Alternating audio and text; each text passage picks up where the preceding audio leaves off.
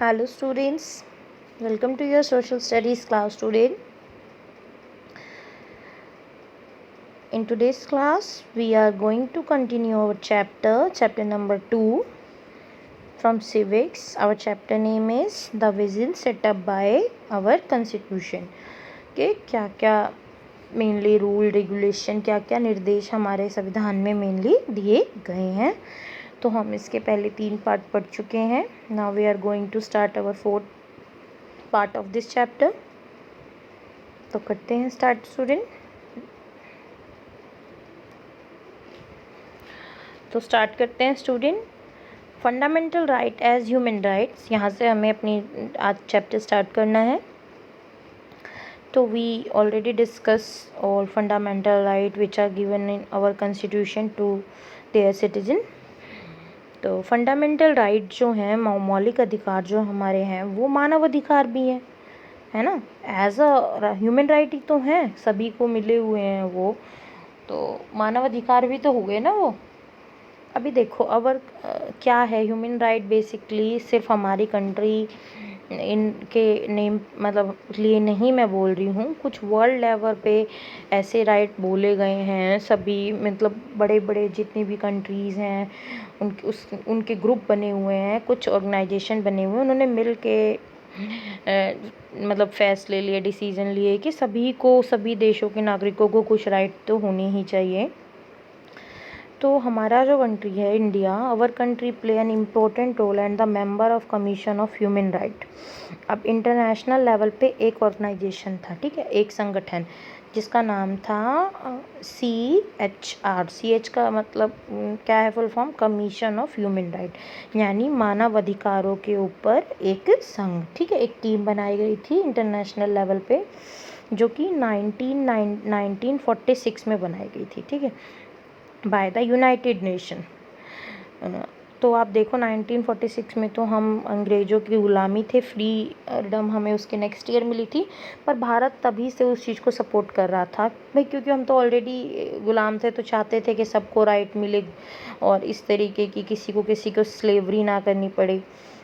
तो जो CHR यानी कमीशन ऑफ ह्यूमन राइट था, आगे इसका नेम चेंज करके अब क्या कर दिया गया है, United nation human right council, ठीक है, इस ऑर्गेनाइजेशन का नेम बदल दिया गया. तो United nation human right council. अब इसका नेम कब हो गया, ये 2006 में. इंडिया जो है स्टार्टिंग से ही इसका एक मेंबर है और वो हमेशा से ही ह्यूमन राइट्स यानी सभी मानव को अधिकार मिले उसको सपोर्ट करता आ रहा है. यूनिवर्सल डिक्लेरेशन ह्यूमन राइट्स, मानव अधिकारों के लिए सपोर्ट करता आ रहा है और उसमें कंट्रीब्यूट करता आ रहा है. तो ये जब देखो शुरू में जब ये टीम बनी थी, जब इसका नाम कमीशन ऑन ह्यूमन राइट था, तब इतने मेंबर नहीं थे, लेकिन भारत इसका शुरू से ही मेंबर रहा है और उसने यूनाइटेड नेशन के साथ मतलब UN डिक्लेरेशन जो शुरू में जब ये 1946 में बना, उससे भी पहले इसकी बात तो बहुत पहले ही सोची गई थी. तो 1942 में इस पे साइन कर दिया था, अपनी सहमति दे दी थी वाशिंगटन में, अमेरिका के अंदर. मतलब ह्यूमन राइट्स को सपोर्ट करता है इंडिया और उस कमीशन को भी जो हमारा United nation human right council है उसका एक एक्टिव मेंबर भी भारत है. तो अभी हमारा क्या आता है, directive principle of state policy. देखो हमने पढ़ा था कि फंडामेंटल राइट्स मेन होते हैं कॉन्स्टिट्यूशन के अंदर जो अपने सिटीजन्स को दिए गए हैं. तो ये भी एक चीज़ मेन है कि directive principle of state policy क्या होती है. डायरेक्टिव का मतलब क्या होता है?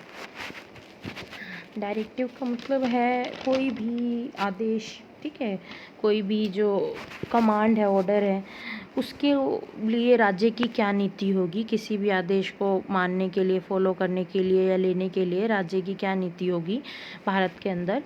तो directive principle of state policy, ठीक है, तो राज्य की क्या नीति रहेगी, ये भी कॉन्स्टिट्यूशन का एक मेन पार्ट माना गया है, directive principle of state policy. इसके अंदर देखो क्या है बेसिकली बेटा, कि जो डायरेक्टिव प्रिंसिपल रहेंगे यानी जो सिद्धांत रहेंगे आदेशों से रिलेटेड के उनको ना फंडामेंटल गवर्नमेंट के अंदर माना तो गया है, ठीक है, उसी के अंदर, but they are not legally enforceable, लेकिन ये ना ऐसा नहीं है कि मानने ही मानने पड़ेंगे। लाइक जैसे अगर हमें कोई आदेश गवर्नमेंट का या लॉ मतलब गवर्नमेंट का बेसिकली कोई रूल या कुछ नहीं सही लगता तो हमको ऐसा नहीं है कि हम उसे फोर्सफुली हमें उसे फॉलो ही करना पड़ेगा।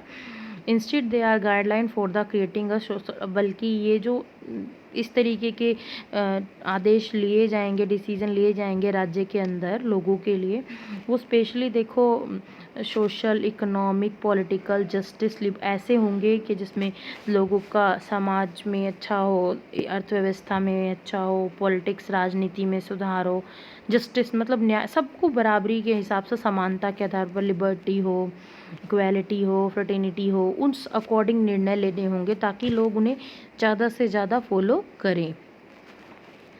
तो जो कॉन्स्टिट्यूशन में मेन प्रेम्बल में बातें लिखी हैं ना, जैसे ये लिबर्टी है, इक्वालिटी है, फ्रेटर्निटी है, तो सोशल इकोनॉमिक जस्टिस है, तो उनके अकॉर्डिंग ही ये गाइडलाइंस एक तरीके से गाइडलाइंस हैं, ये निर्देश दिए जाते हैं, बट ये फोर्सेबल नहीं है। तो डायरेक्टिव प्रिंसिपल के देखो जो स्टेट पॉलिसी जो आदेश सिद्धांत बनाएगी राज्य की नीति के लिए, बेसिकली उनमें क्या क्या मेन बातें रखी जाती है। जैसे इकोनॉमिक प्रिंसिपल यानी अर्थव्यवस्था को लेके क्या सिद्धांत होंगे, कैसे देश के अंदर से एक गरीबी दूर करनी, अर्थव्यवस्था क्या बढ़ानी है, उससे रिलेटेड डिसीजन जो गवर्नमेंट लेती है। गांधीयन प्रिंसिपल, गांधी जी का क्या नारा था कि हमें जो लड़ाई है वो मतलब वॉयलेंस से नहीं लड़नी चाहिए, बेसिकली शांति में यकीन रखना, नॉन वॉयलेंस। तो गांधी के सिद्धांतों को हम फॉलो करते हैं क्योंकि वो हमारे फादर ऑफ नेशन है। फिर कुछ निर्णय जो होते हैं लॉ से रिलेटेड, जस्टिस से रिलेटेड, एडमिनिस्ट्रेशन से रिलेटेड, इनके सुधार से रिलेटेड जो नियम या लॉ आदेश दिए जाएंगे उनके क्या सिद्धांत रहेंगे। फिर ऐसे प्रिंसिपल बनाना कि ज़्यादा से ज़्यादा मतलब इंटरनेशनल लेवल पे हमें पीस को ही प्रमोट करना है कि हम वही जैसे शांति चाहते हैं, किसी के साथ वॉर नहीं चाहते, किसी और कंट्री के साथ भी, तो बेसिकली पहले हमें शांति ही दिखानी है। ऐसा नहीं है कि हम लड़ाई में और झगड़े में यकीन रखने वाले हैं। तो ये तो स्टेट की पॉलिसी है कि कैसे कैसे फॉलो करेगी वो। इकोनॉमिक प्रिंसिपल क्या होंगे, गांधीयन प्रिंसिपल फॉलो करेगी, रूल रेगुलेशन में सुधार करती रहेगी टाइम टू टाइम, कैसे एडमिनिस्ट्रेशन चलाना है, और इंटरनेशनल पीस यानी विश्व लेवल पे शांति को प्रमोट करेगी। ठीक है। सो स्टूडेंट, हमने जितने भी फंडामेंटल राइट पढ़े थे उन्हीं की रिवीजन है कि किसके अंदर क्या क्या आता है। तो हमारा पहला कौन सा राइट था, राइट टू इक्वालिटी, समानता का अधिकार। अब इसके अंदर देखो क्या क्या चीज़ें हैं। पहले हम equality before law and equal protection before law, यानी कानून के आगे सब बराबर हैं और सबको कानून से एक जैसी प्रोटेक्शन मिलेगी। ये राइट टू इक्वालिटी के में आएंगे ये सारी चीज़ें। प्रोहिबिशन ऑफ डिस्क्रिमिनेशन, किसी भी तरीके का किसी से भेदभाव नहीं किया जाएगा, चाहे वो उसकी मतलब किन की चीज़ों पे बेसिस पे, रिलीजन को लेके, रेस को लेके, धर्म को लेके, नस्ल को लेके, सबको इक्वल अपॉर्चुनिटीज़ दी जाएगी। रिगार्डिंग एम्प्लॉयमेंट, यानी काम के अवसर सबको बराबर, ऐसा नहीं है कि कुछ लोगों को दिया जाएगा कुछ लोगों को नहीं दिया जाएगा। एबोलिशन ऑफ अनटचबिलिटी, छुआछूत बिल्कुल बंद है, बैन है। अगर कोई इसे फॉलो करता है तो क्राइम माना जाएगा कि लो कास्ट के अकॉर्डिंग लोगों को टच नहीं कर रहे हैं, उन्हें अछूत बोल रहे हैं। एबोलिशन ऑफ टाइटल्स, कोई भी अपनी मर्जी से अपनी कोई भी उपाधि नहीं ले सकता कि मैं तो यहाँ का राजा हूँ, यहाँ का सरदार हूँ, ऐसे कोई भी अपनी मर्जी से कोई भी टाइटल नहीं कैरी कर सकता। तो ये राइट टू इक्वालिटी में थे। दूसरा हमारा क्या है, right to freedom. Right to freedom यानी आज़ादी का अधिकार, ठीक है, स्वतंत्रता का। इसमें क्या क्या है, freedom of speech and expression, assembly, movement, resident, settlement and profession, यानी कुछ भी हमें जो भी कहना है हम बोल सकते हैं, बात अपनी जाहिर कर सकते हैं। इकट्ठे होने का राइट है, किसी भी मूवमेंट को पीसफुल ढंग से, शांतिपूर्वक, ये याद रखना है आपको, पीसफुल ढंग से। कहीं भी रेजिडेंस, रहने का अधिकार कंट्री के अंदर। एंड प्रोफेशन, कोई भी काम अपनाने का, अपनी मर्ज़ी से मैं कोई भी जॉब कर सकती हूँ, ऐसा नहीं है कि जो मेरे फादर करते थे तो मैं भी वही करूँ। Protection in respect for conviction for offence, अगर इस तरीके का कोई काम मतलब ज़बरदस्ती हमारे साथ करता है तो उसको प्रोटेक्ट किया जाएगा। Protection of life and liberty, देखो सम्मान के लिए प्रोटेक्शन दिया जाएगा, बोला ना कि आदर के लिए, इसी तरीके से जीवन और आज़ादी के लिए भी प्रोटेक्शन दिया जाएगा। लॉ की तरफ से, protection against arrest and detention in certain cases. और अगर हमें कोई अरेस्ट करता है या हिरासत में लेता है, डिटेंशन मतलब अरेस्ट करता है या हिरासत में लेता है, तो उसके लिए भी हमारे पास प्रोटेक्शन है। जैसे सपोज़ हम आगे की क्लास में वैसे चैप्टर्स में पढ़ेंगे कि अगर कोई हमें अरेस्ट करता है तो हमें जानने का राइट है ना कि हमने क्या क्राइम किया है, हम क्यों गिल्टी, मतलब हमें वो क्यों लेके जा रहे हैं, जो भी प्रूफ होगा, लेटर होगा, तभी हमें वो ऐसे मतलब राइट्स होते हैं बहुत सारे। वो आगे के चैप्टर्स में आपको समझ में आएगा, पढ़ने को मिलेगा। फिर हमारे क्या था मेनली इनमें क्या क्या आता है डिटेल में वो पढ़ रहे हैं। तो फिर थर्ड हमारा है राइट अगेंस्ट एक्सप्लॉयटेशन। इसमें तो मेनली 3 ही चीज़ें थी कि एक तो ह्यूमन ट्रैफिकिंग बैन है, मानव तस्करी, कोई इंसानों को खरीद नहीं बेच नहीं सकता है, और फोर्स लेबर, ज़बरदस्ती किसी से काम नहीं करा सकता, और चाइल्ड लेबर बैन है, बच्चों को काम पर रखना जो मतलब ऐसी जगह पर जहाँ पे सेफ़ ना है या फिर खतरनाक है जगह, वहाँ पे बच्चों को 14 ईयर से कम पे बच्चों को जॉब पर रखना इलीगल माना जाएगा।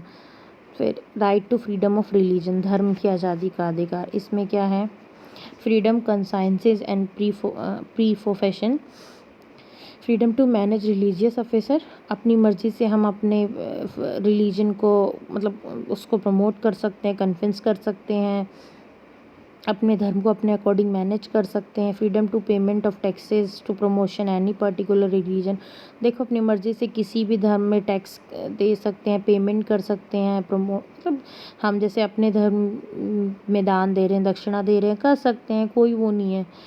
Freedom as to attendance at religious instruction in certain educational institutions, अपनी मर्ज़ी से किसी भी मतलब अपने धर्म की शिक्षा चाहते हैं तो किसी भी इंस्टीट्यूशन में जाके शिक्षा ले सकते हैं, पढ़ सकते हैं। लाइक कोई चाहता है कि अभी हम उर्दू सीखें, जबकि कोई नहीं चाहता, तो वो लोगों की अपनी मर्ज़ी है, उसमें गवर्नमेंट कोई इंटरफेयर नहीं करेगी। फिर कल्चरल एंड एजुकेशनल राइट्स, शिक्षा का और संस्कृति का अधिकार, हम अपनी लैंग्वेज को प्रोटेक्ट कर सकते हैं, अपने कल्चर को, स्पेशली जो माइनॉरिटीज़ हैं, कम संख्या वाले, ऐसा नहीं हम बोलेंगे कि तुम तो अब कम हो तो हमारा ही कल्चर फॉलो कर लो। जैसे आप देख सकते हो त्रिपुरा है, असम है, मिजोरम है, कितना यूनिक कल्चर है वहाँ का, पर वो अभी भी अपना फॉलो करते हैं। और एजुकेशनल राइट यानी हर एक को हर जगह पे मतलब पढ़ने का लिखने का अधिकार है, कोई भी ऐसा उनके कम कि तुम कम हो संख्या में या दूसरे रिलीजन या जेंडर या कास्ट के हो, इसकी बेसिस पे एडमिशन या देने से डिनाई नहीं कर सकता। देन हमारा right to constitutional remedies, soul of Indian constitution भी बोलते हैं इस राइट को। जो भी लॉज हैं हमारे, अगर वो हमें कोई हमसे उसको छीनता है या उसके अगेंस्ट काम कराता है तो इसका राइट का यूज़ करके हम जस्टिस के लिए कोर्ट में जा सकते हैं ना। तो और जो लास्ट है हमारा राइट टू एजुकेशन, तो जितने भी 6 to 14 ईयर तक के एज ग्रुप के बच्चे होंगे उनके लिए फ्री और कंपलसरी एजुकेशन दी जाएगी। ठीक है, अब ये तो हमारे फंडामेंटल राइट थे बेटा, but there are some fundamental duties also in our constitution. हमारे संविधान के अंदर कुछ देखो, अब गवर्नमेंट संविधान ने लोगों को अगर कुछ अधिकार दिए हैं तो साथ में कुछ जिम्मेदारियां भी तो दी है ना, कि अगर आप इस देश के नागरिक हो तो आपको ये जिम्मेदारियां हैं। तो ड्यूटीज़, इनको हम बोलते हैं मौलिक कर्तव्य। ठीक है, तो आप ये बोल सकते हो कि जो राइट्स और जो ड्यूटीज़ हैं बोथ आर द मतलब different part of a coin, 2 हिस्से हैं एक ही सिक्के के, आगे पीछे के कह सकते हो। तो जो राइट्स हैं वो हमेशा अपने साथ ड्यूटीज़ भी लाते हैं। अभी देखो किसी चीज़ का कोई अधिकार है, अब जैसे कोई पीएम है तो बन गया है तो उसके साथ में उसकी ड्यूटी भी तो मिलेगी, उसे काम भी तो करना पड़ेगा। तो राइट्स के साथ ड्यूटीज़ हमेशा आती हैं। They can be exercised only when we perform our duties properly and responsibly. तो राइट्स तभी अच्छे से काम करेंगे जब हम अपनी ड्यूटीज़ को अच्छे से निभाएंगे, वरना जो राइट्स हैं वो मीनिंगलेस हो जाएंगे, वरना उनका कोई भी मीनिंग नहीं रहेगा। तो फंडामेंटल ड्यूटीज़ जो हैं बेसिकली वो हमारी मोरल ड्यूटीज़ मानी जाएंगी, उन्हें हम अपने नैतिक कर्तव्य भी बोल सकते हैं। एज अ इंडियन सिटीजन अगर हम इन्हें फॉलो करते हैं तो एक फ्री, रिस्पॉन्सिबल और हेल्दी नेशन बनता है, इसमें हमें मदद मिलती है। अच्छा देश और मतलब रिस्पॉन्सिबल कंट्री, कि यहाँ के लोग रिस्पॉन्सिबल अपनी कंट्री के प्रति अवेयर हैं, और साथ में ये पैट्रियटिज्म को भी प्रमोट करता है, देशभक्ति की स्पिरिट को भी लोगों के बीच में प्रमोट करते हैं। तो इसीलिए इम्पॉर्टेंट है कि जो भी हमारे राइट्स हैं एंड फ्रीडम वो लिमिट में रहें। देखो इसके लिए जो है ड्यूटीज़ का होना बहुत नेसेसरी है। तो फंडामेंटल ड्यूटी भी हमारे कॉन्स्टिट्यूशन में ऐड की गई है। 42nd अमेंडमेंट, जब इसमें 42 मतलब अमेंडमेंट का मतलब क्या है, मैंने आपको ऑलरेडी बताया था, संशोधन, कि जब भी कुछ चेंज होता है या नया कुछ ऐड करते हैं तो उसको हम अमेंडमेंट कहते हैं और उसका नंबर भी होता है। तो 42 अमेंडमेंट में इसको कॉन्स्टिट्यूशन में ऐड किया गया था। तो कितनी है ये, बेसिकली यहाँ पे हमारी 10 दी हुई है, बट वैसे 11 फंडामेंटल ड्यूटीज़ हैं मेनली, तो यहाँ पे 10 दी हुई है। हम पढ़ लेते हैं क्या क्या है। ये 10 फंडामेंटल ड्यूटीज़ यहाँ पे दी हुई है बेटा। फर्स्ट वन जो है वो क्या है, to abide by the constitution. Abide का मतलब क्या है, पालन करना, ठीक है। And respect its ideals and institution, संविधान का पालन करना है सबको, जो भी उसमें रूल रेगुलेशन है उसकी रिस्पेक्ट करनी है। जितने भी आदर्श हैं, इंस्टीट्यूशन हैं, संस्थान हैं, मतलब इसके अंदर कॉन्स्टिट्यूशन के अंदर जो भी मेंशन है, और जो हमारी नेशनल थिंग्स हैं like national flag, national anthem, सबकी रिस्पेक्ट करनी है। तो नेशनल, सिर्फ इसमें नेशनल फ्लैग एंथम लिखा है तो बेसिकली वो नहीं, नेशनल जितने भी सिंबल हैं सबकी रिस्पेक्ट करनी है, किसी को भी डिसरिस्पेक्ट नहीं करना है। अगर आप इंडियन हो तो आपको ये ड्यूटीज़ भी फॉलो करनी पड़ेंगी। Second, to cherish and follow the noble ideals which inspired our national struggle for freedom. Cherish का मतलब क्या होता है कि संजोना, अच्छा मानना, जो हमारे नोबल का मतलब महान जितने भी आइडल्स रहे हैं, नेता रहे हैं पुराने, जिन्होंने हमारे लिए स्ट्रगल किया, आज़ादी दिलवाई हमें, फ्रीडम फाइटर रहे हैं, या मतलब उनके स्ट्रगल को याद रखना और उनसे इंस्पायर होना, प्रेरणा लेना। ऐसा नहीं है कि उनकी डिसरिस्पेक्ट करना या कुछ भी, तो इंस्पायर होना उनसे। थर्ड क्या है, to uphold and protect the sovereignty, unity and integrity of India. Uphold का मतलब क्या होता है, अपहोल्ड का मतलब है कायम रखना। क्या कायम रखना है हमें, सॉवरेनिटी का मतलब वही प्रभुसत्ता के जो रूल चलेगा उसको सही से फॉलो करना है, यूनिटी एकता को, और इंटीग्रिटी का मतलब क्या होता है बेटा, अखंडता, मतलब यूनिटी ही है ये, कि टुकड़े ना हों बेसिकली। तो हमें अपनी एकता को बरकरार रखना है, प्रभुसत्ता को बरकरार रखना है। Then fourth, to defend the country and render national service when called upon to do so. हमेशा, रेंड का मतलब क्या है, तत्पर रहना, तैयार रहना। जब भी देश को आपकी नीड पड़े आपको हमेशा उसके लिए तैयार रहना है, उसके काम के लिए। जैसे कभी भी अगर कोई भी बड़ी से बड़ी इमरजेंसी या कुछ भी सिचुएशन आ जाए तो आप देश की सेवा करने के लिए रेडी रहो। फिर to promote harmony and spirit of common brotherhood. Harmony का मतलब क्या है, मेल मिलाप।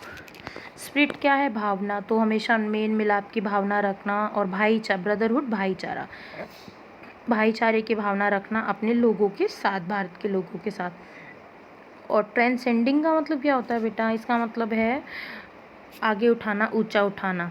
तो यही भावना आगे उठानी है भाईचारे की, और जो कल्चर है, रिलीजन है, अलग अलग डाइवर्सिटीज़ है, उनको मतलब होते हुए भी पर एक दूसरे के साथ भाईचारा रखना है।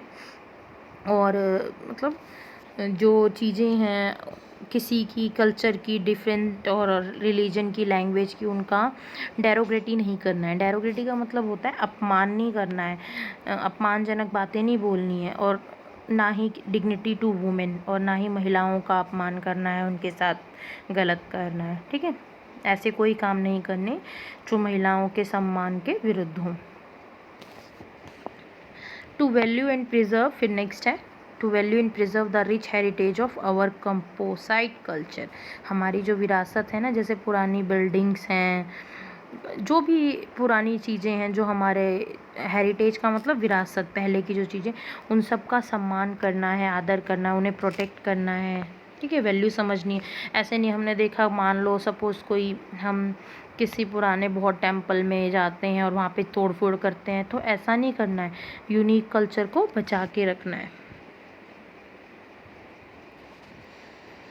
To protect and improve the natural environment including forests, lakes, rivers, wildlife and to have a compassion for living creatures। जितनी भी हमारे देश के अंदर चीज़ें हैं, प्राकृतिक संसाधन हैं, पर्यावरण है, जंगल हैं, नदियाँ हैं, झील, झरने, जंगली जीवन, पशुओं को सबकी मतलब सबको प्रोटेक्ट करने की कोशिश करना है। मतलब जितने भी लिविंग क्रिएचर्स हैं उनकी भी एक तरीके से वैल्यू समझनी है। To develop scientific temper humanism क्या होता है? मानवतावाद, मानववाद। तो ह्यूमैनिटी को सबसे ऊपर रखना है। The spirit of inquiry and reform, ठीक है, सुधार की काम करने हैं और अच्छी स्पिरिट रखनी है। तो मानवता, सबसे बड़ा रिलीजन मानवता को ही वैसे भी माना गया है। तो इस तरीके से वैज्ञानिक पद्धति अपनानी है और मानवतावाद को फॉलो करना है।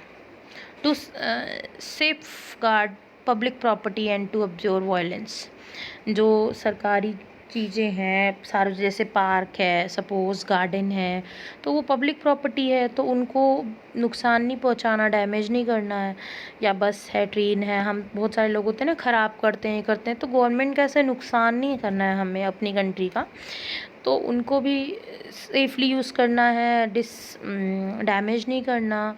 एब्ज्योर का मतलब क्या होता है कि छोड़ना है। क्या छोड़ना है हमें? वायलेंस, लड़ाई झगड़ा, मार पीट, ये सब वायलेंस नहीं करना है। To strive towards excellence in all spheres of individual and collective activity so that the nation constantly rise to higher level of endeavour and achievement. Endeavour का मतलब क्या है? कोशिश करते रहना, प्रयास करते रहना, हमेशा कोशिश करती रहना है कि सभी कि जो अच्छे से अच्छा हर क्षेत्र में विकास हो, सबका नेशन का विकास हो और जो कंट्री है वो और आगे बढ़े, अचीवमेंट, मतलब कंट्री के खिलाफ कुछ भी बुरा नहीं करना है बेसिकली। तो इस तरीके से we need to make conscious efforts to execute our duty responsibility to enjoy our right fully. अगर हमें अपने अधिकारों को पूरी तरीके से पालन करना है तो बेटा हमें अपनी ड्यूटीज़ को भी अच्छे से फॉलो करनी चाहिए। अब ये इतनी तो डिफ़िकल्ट है नहीं कि हम इन्हें नहीं कर पाएँ। If we are a true Indian then we have to follow this fundamental duties. तो कुछ ओरल क्वेश्चन है ये। What is a child labour? Child labour क्या होता है? चाइल्ड लेबर क्या है? Refers to work that is mentally, ऐसे काम जो बच्चे के विकास में यानी उसके mentally, physically, socially, morally dangerous हो उसके लिए, उसको हम चाइल्ड लेबर कहते हैं। And below the age of 14 years, है ना, तो ऐसे में वो बच्चे से उसका हेल्दी चाइल्डहुड क्या होता है? छीन रहा है। When was education made a fundamental right? कानून एजुकेशन को एक फंडामेंटल राइट जो है कब बनाया गया? तो जो 86 हमारा अमेंडमेंट था, ठीक है, उसके बाद 1 अप्रैल 2010 को कॉन्स्टिट्यूशन ने एक लॉ पास किया एजुकेशन से रिलेटेड, और फंडामेंटल राइट एवरी चिल्ड्रन के लिए इसको बोल दिया गया। Which amendment added the fundamental duties to the constitution? Fundamental duties कौन से अमेंडमेंट पर ऐड की गई थी? जस्ट अभी पढ़ा था 42 अमेंडमेंट यानी 42वें संशोधन में। तो ये हमारा चैप्टर कंप्लीट हो गया स्टूडेंट। ये इसका कुछ रिकैप है, आप पढ़ लेना। तो एक्सरसाइज ऑलरेडी सॉल्व है, आप नोटबुक में नोट डाउन कर लेना स्टूडेंट। और if you have any problem then you can ask me directly. Thank you.